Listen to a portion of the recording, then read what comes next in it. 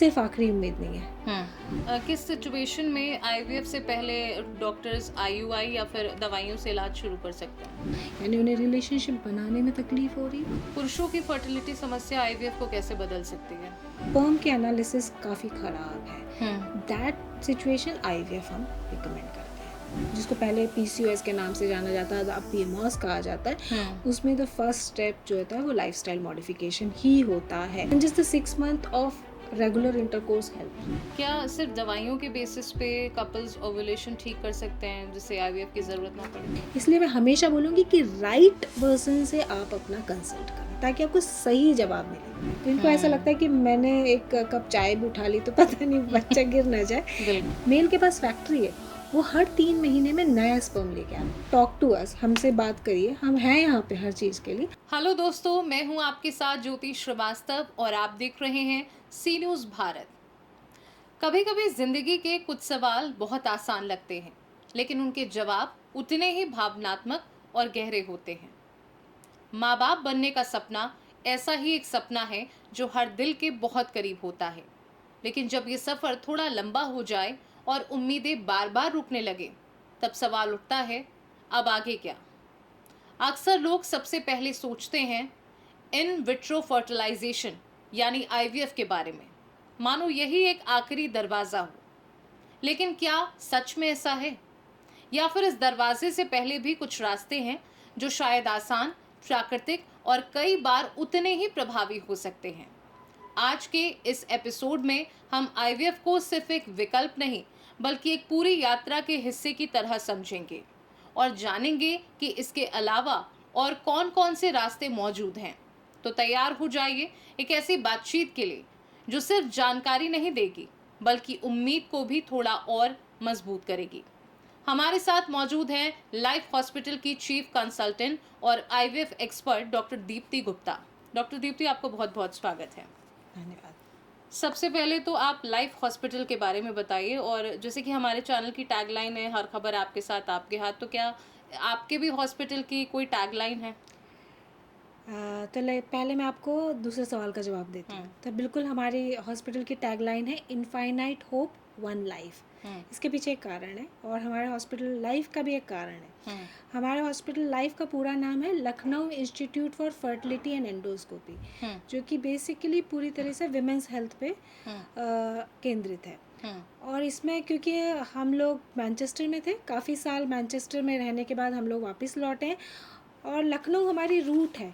हम चाहते थे हम लखनऊ को लेके लखनऊ का नाम से हम हॉस्पिटल खोलें, इसलिए हमने ये नाम रखा Lucknow institute for fertility and endoscopy, जिसको अगर हम शॉर्ट फॉर्म करते हैं तो आता है लाइफ। और ये कई लोगों के होप है, इसलिए इसकी टैगलाइन है इनफाइनाइट होप वन लाइफ।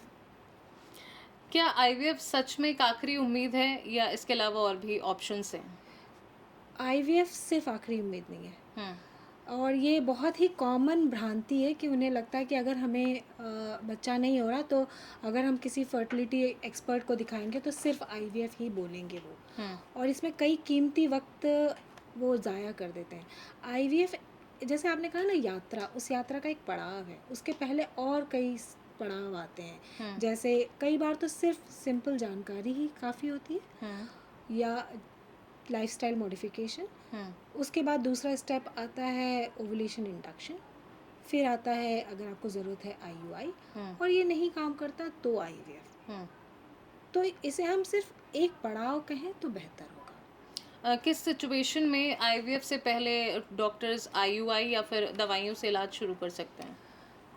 दोनों अलग अलग हैं। तो अगर मैं ये कहूँ कि दवाइयाँ यानी ovulation induction and timed intercourse, यानी पेशेंट को सिर्फ हम दवा देते हैं और उन्हें एडवाइस करते हैं how to have a relationship, तो वो सिचुएशन तब होती है जब औरत के अंडे नहीं फूट रहे हैं, ठीक, तब आप इस इलाज से काफ़ी केसेस में सक्सेस मिल जाता है। आईयूआई जो है, जो दूसरे नंबर पे, उसका इंडिकेशन जो है वो है माइल्ड मेल फैक्टर, यानी कि मेल के जो स्पर्म में थोड़ा सा गड़बड़ या समझ लीजिए इरेक्टाइल डिसफंक्शन हो, यानी उन्हें रिलेशनशिप बनाने में तकलीफ हो रही हो, या कुछ केसेस में अनएक्सप्लेन सब फर्टिलिटी हो, औरत की उम्र तो ऐसा नहीं कि मतलब 35 साल से ऊपर नहीं हो, यंग है, या पेशेंट चाह नहीं रही हो कि मैं आईवीएफ पहले ट्राई करूँ, तब आईयूआई हम ऑफर कर सकते हैं। तो क्या 1 साल तक केवल कंसीव ना हो तो हम आईवीएफ की ज़रूरत समझ लें?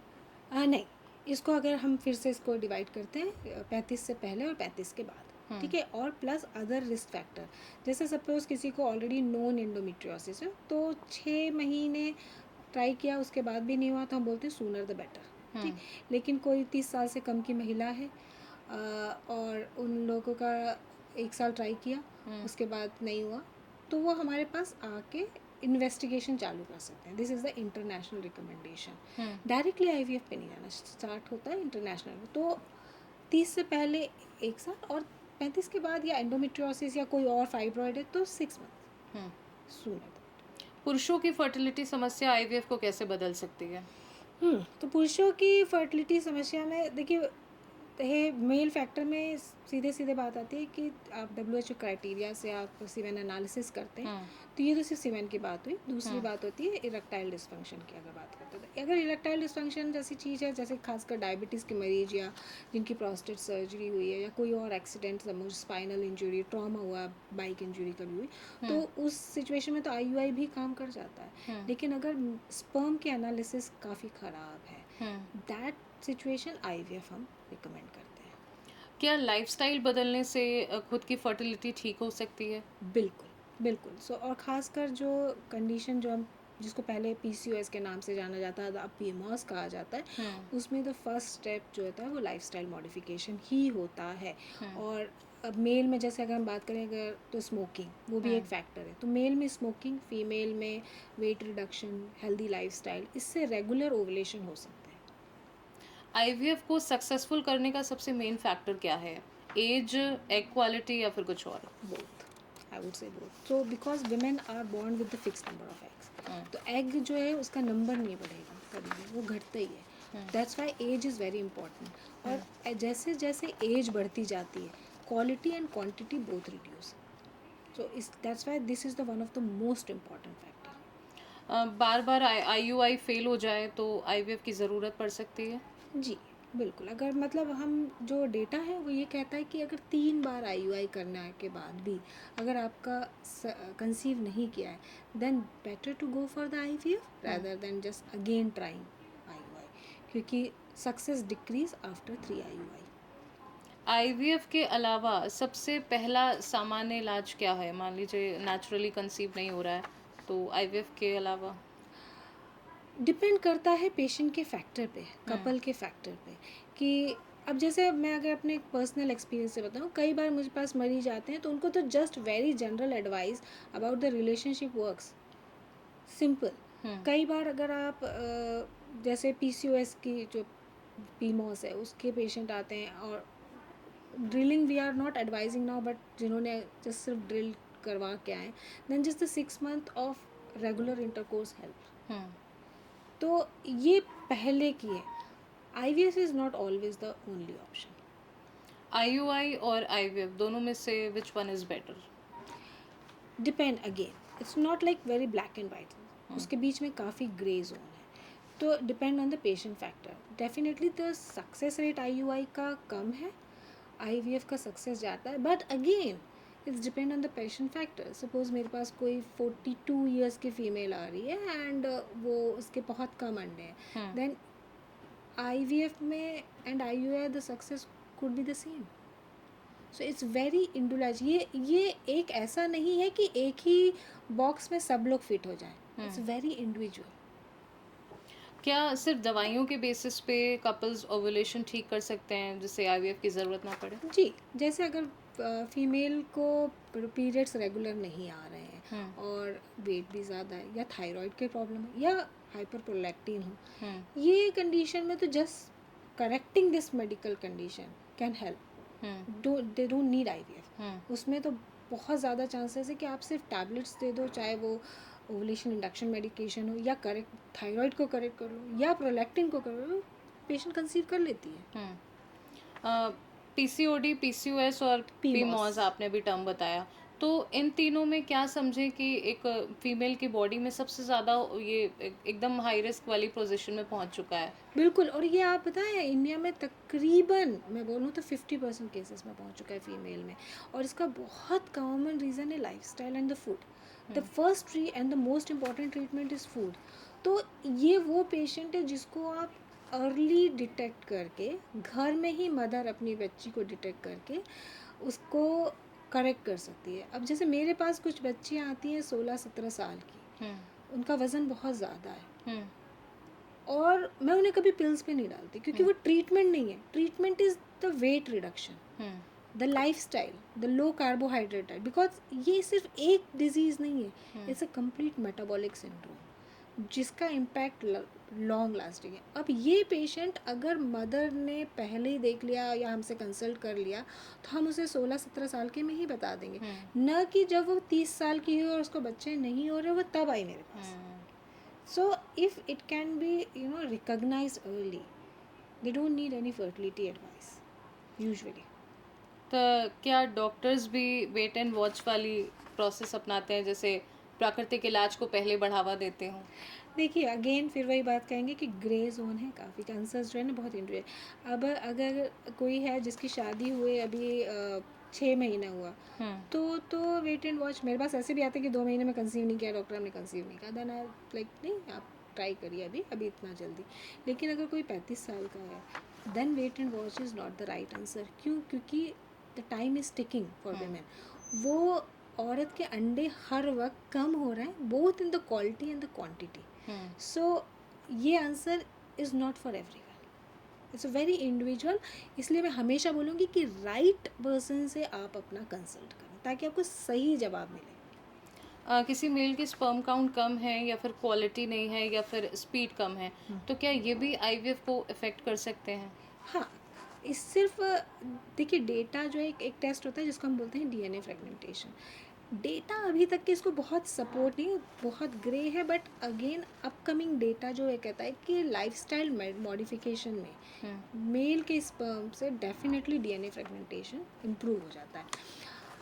क्योंकि आप समझ लीजिए कोई पेशेंट है जिनका सारा sperm criteria is very good but still there is a not having good embryos, या हम कह सकते हैं कि मिसकैरेजेस हो रहा है। There is could be the some factor जिसमें अकेले फीमेल को आपको चेक करने की ज़रूरत है, आपको दोनों को चेक करने की ज़रूरत है। तो उसमें हम ये चेक करते हैं।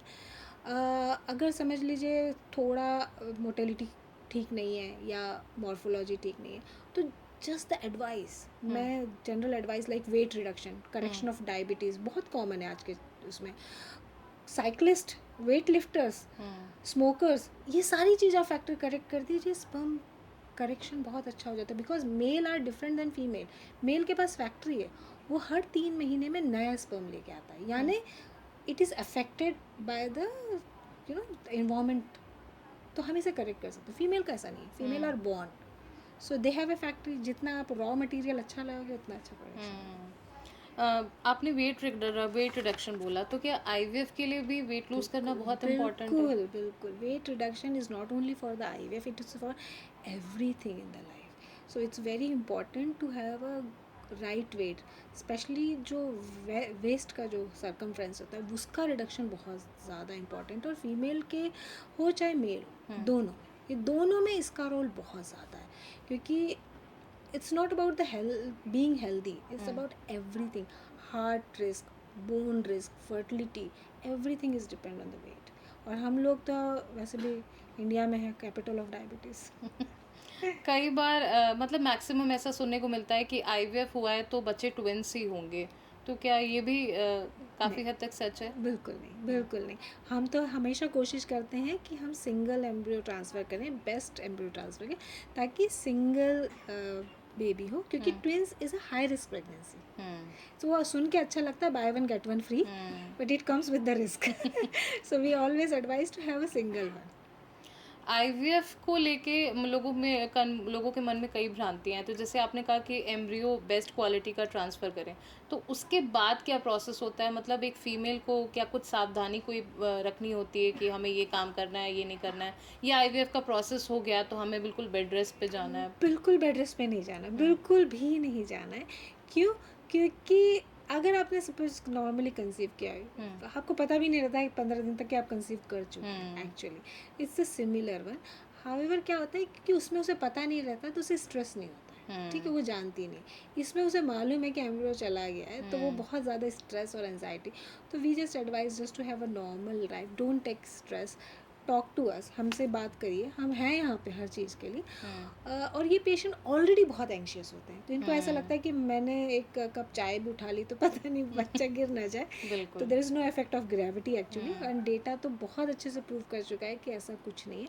But routine life style is okay, routine is like अब फाइनेंशियली रूप से भी आईवीएफ को लेके सब जगह के अलग अलग कॉस्ट हैं, बिल्कुल। तो मेनली क्या मतलब एक मोटा मोटा कॉस्ट आता है कि हाँ आईवीएफ कराना है, तो कपल्स को पता हो कि हाँ हमें इतना बजट लेके चलना है। तो देखिए बेसिकली जो आईवीएफ में जो बजट है वो आता है lab and injections, both of them are very costly. और अब जो इंजेक्शन का डोज है वो फीमेल के एग के नंबर पे डिपेंड करता है। सपोज अब मेरे पास कोई 26 ईयर्स की लड़की आती है, she has tried for more than 2-3 years, okay, और उसके पास बच्चा नहीं है और वो आई, उसके एग नंबर्स बहुत अच्छे हैं, तो मुझे पता है थोड़ा कम लगेगा उसको रेट। बट अगर सपोज कोई मेरे पास 42 की आई and she want her own, then I have to do egg pooling, so then the cost can go high. Plus this is only the IVF part, there is some other hidden charges also, जैसे कि आपको हमने सब किया but during that time हमें ये पता चला कि ट्यूब में ब्लॉकेज था, तो उसमें फ्लूइड है। अब मैं उसमें एम्ब्रियो ट्रांसफ़र कर दूंगी तो क्या होगा कि वो बच्चा जो है उसका सक्सेस जो है हाफ हो जाएगा। So we have to, so that is extra added cost, so that's why it varies.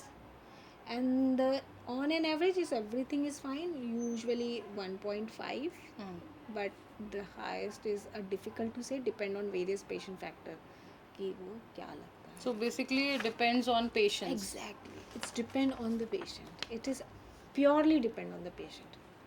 बहुत बहुत धन्यवाद आपका ये इम्पोर्टेंट जानकारी देने के लिए। तो दोस्तों आज की इस पूरी बातचीत में हमने समझा कि पेरेंटहुड की यात्रा सिर्फ एक रास्ते पर नहीं चलती। इन विट्रो फर्टिलाइजेशन यानी आईवीएफ अक्सर सबसे चर्चित विकल्प माना जाता है, लेकिन ये हमेशा पहला या एकमात्र कदम नहीं होता। कई बार दवाइयाँ, आईयूआई, लाइफस्टाइल बदलाव और सही समय पर लिया गया सही निर्णय भी उम्मीद को नया रास्ता दे देता है। असल बात यह है कि हर कपल की कहानी अलग होती है और उसका इलाज भी उसी हिसाब से तय होना चाहिए, ना कि किसी एक सामान्य धारणा के आधार पर। अगर आज की बातचीत से एक बात साथ ले जाएं तो वह ये है कि सही जानकारी, सही समय, सही डॉक्टर यानी कि बेहतर निर्णय। हम आशा करते हैं कि एपिसोड आपके सवालों को थोड़ा और साफ कर पाया होगा और आपके मन में चल रही उलझनों को थोड़ी दिशा जरूर मिली होगी। अब फिलहाल के लिए मुझे दीजिए इजाजत और आप देखते रहिए सी न्यूज़ भारत, हर खबर आपके साथ, आपके हाथ।